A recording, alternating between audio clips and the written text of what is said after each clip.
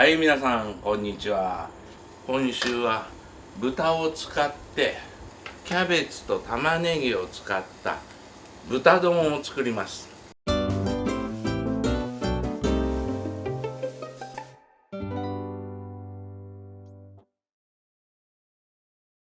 じゃあちょっと作っていきましょうね。簡単です。同じもう必ず中華は油をひいてね、でもこれね、肉から先じゃないんですよ。キャベツ、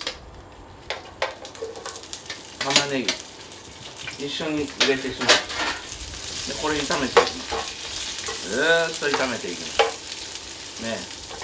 お家の火力でもできるぐらいです。炒めていきます。ずーっと炒めていきます。肉からじゃないんですか？肉からじゃないんですか？じゃない。肉先に入れてしまうとね、これ肉を先に入れてしまうとね、肉が縮んでしまうんで、もうなんていうのかな、先に野菜炒めてもらってちょっとシュンとした時に肉を入れていったらちょうどいい程よい肉ができます。でここでニンニク入れます。ニンニク、おろしニンニクです。入れます。でまた炒めていきます。ほらいい香りですね。それからお肉をもうこのぐらいしんなりしてきたらお肉入れてください。ほらいい香りするでしょ。カメラさんいい匂いするでしょ。ご飯食べたくないでしょね。こうやって炒めていく。炒めるね、どんどん炒めていくね。ただ炒めるだけでできてる。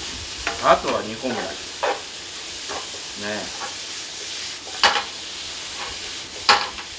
でスープを入れます。ここにスープを入れていきます。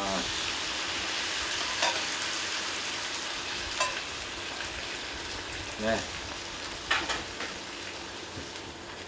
でここで煮込みながらちょっと入れるだけでいいです。お塩入れていきます。お塩、これはもう皆さんの分量でいいです。広東系だからちょっとお砂糖を入れます。お砂糖入れます。それから化学調味料入れますね。やっぱお家でやるのに化学調味料ちょっと使わないと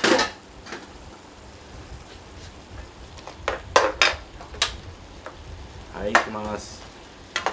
あとは煮込んでいくだけね。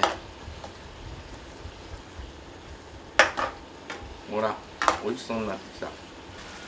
でもある程度煮込んだらもう水と片栗粉でいいです。これでもうはい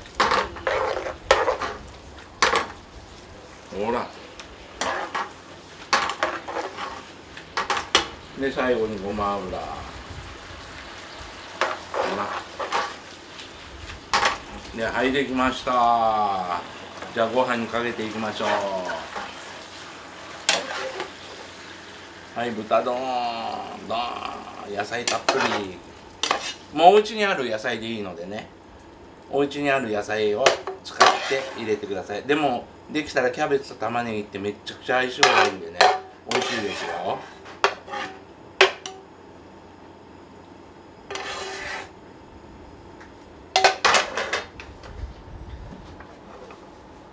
はい、出来上がり。豚丼出来上がり。でここに最後にもう一つ入れますね。あとはお好みでいいです。ブラックペッパーをちょっとパッパッパッパッとかけてあげる。そうするとピリッとしたね豚丼の出来上がり。どう、美味しそうでしょね。これも簡単にできるお家で、皆さんちょっと僕が食べてみましょう。うわ美味しそう。食べるよ。うん、まっ、優しいね。体に優しく思え。うん、うまっ。うん、うん、うん、美味しい。僕が小さい時、中華街の金鳥閣っていうところで食べてた豚丼です。これはね、もうめちゃくちゃ美味しいんです。本当にね、僕たち学生にはね、この豚丼とラーメン食べてました。なぜかっていうと、僕はスポーツマンだったんで、バスケット空手をやってたんで、いつも合宿、中華学校で合宿があると必ずお昼はみんなでこれを食べに。めっちゃくちゃ安かったですもん、その当時。250円ぐらいかな、これ。今だったら1300円、1400円しますよ。でもこういうのを食べて僕は育ってきました。横浜中華街もね、今変わりましたけども、もっともっとですね、昔の料理を残してほしいなっていうふうに思います。でもこれは食べたら皆さん納得します。簡単できます。これが原点の味です。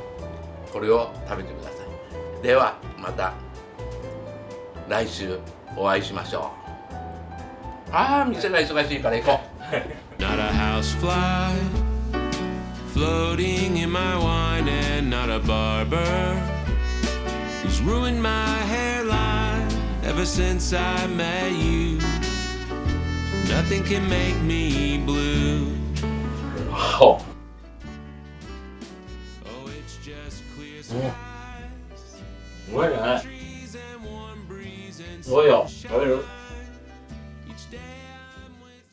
この番組は食べ物で病気を予防する異食道元の創作中華一の船入りの提供でお送りしました。